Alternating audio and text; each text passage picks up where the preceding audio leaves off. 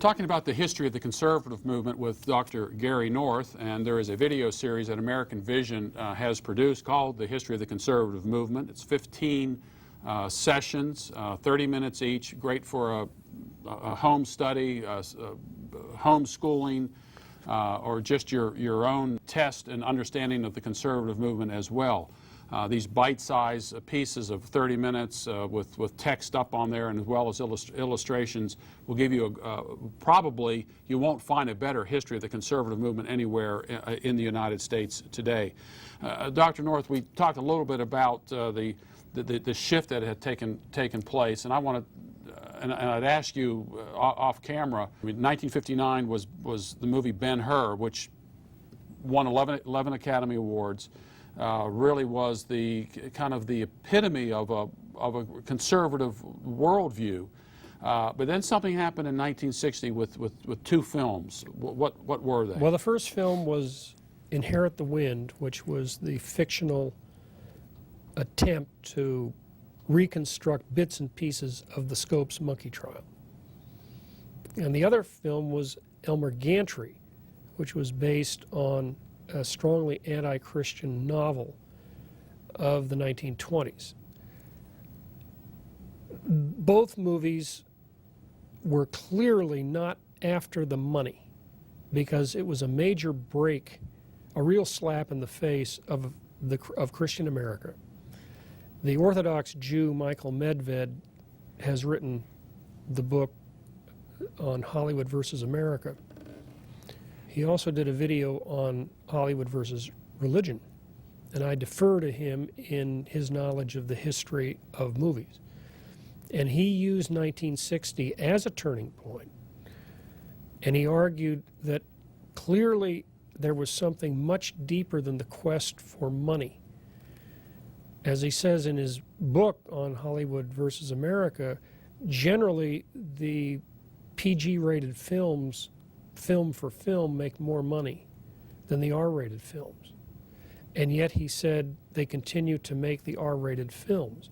He believes among the younger, secular, liberal, humanist Jews who now run Hollywood that there's a self-conscious attempt on their part to break with the traditions of the grandfathers. Now, while this is all going on, and you can spot the transition, 1960, and of course a lot of things happened with the 1960s. You know, the arrival of the Beatles and the counterculture movement and the drug culture, New Age movement, all types of things.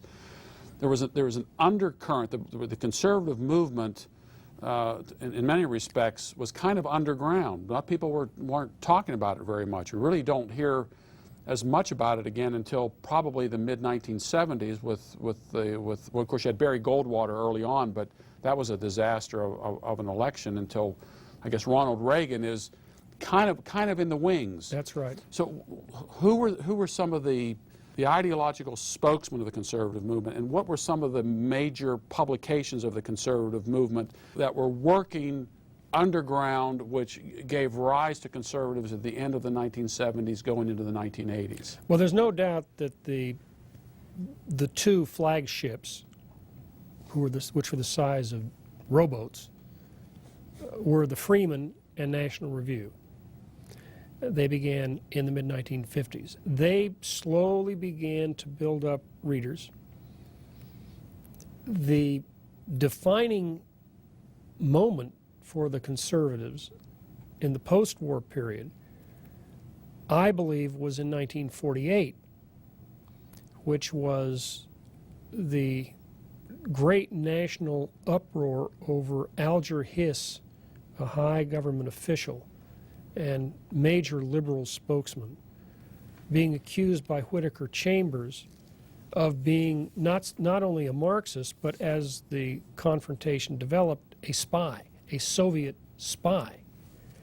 And that divided the country. That was your first real division in the post-war period that clearly defined the anti-communist, conservative, Main Street, Midwestern opponent of all them city slickers in New York and Washington that we didn't trust. That brought it to the forefront, and that gave Richard Nixon his foothold because he was a congressman, first-term congressman at the time, and he basically supported Chambers' position. And Chambers was right, and finally Hiss was sent to jail for perjury on that issue. They couldn't get him on spying because it had taken place too many years before. Statute of limitations had run out. The next big push was the McCarthy anti-communist period, and that was 1950 to about 1954. So the issue was anti-communism more than any other issue as the big motivating issue to pull people in. It began then to spread out to the economic issues and to the domestic political issues with National Review and the Freeman.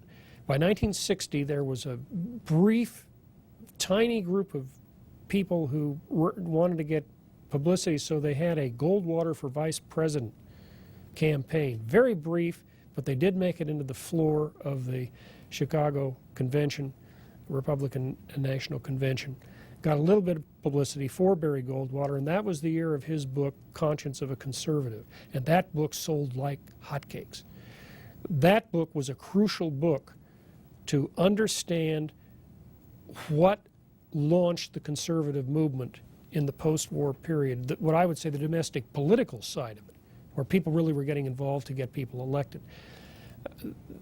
The next great event, of course, was the assassination of Kennedy.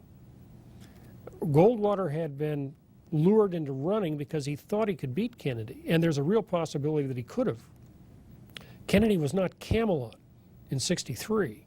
He was the Bay of Pigs guy in '61, and he couldn't go public with the whole, really couldn't go public with the whole story of the Cuban Missile Crisis. So he was vulnerable, but then he got killed, and Johnson came into power, and Johnson was enormously popular in that phase, rammed through all the legislation he wanted to ram through.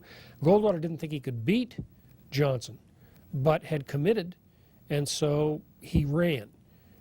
And that led for the first time to millions and millions of conservatives realizing they were not alone. They agreed with Goldwater's position. They, of course, lost.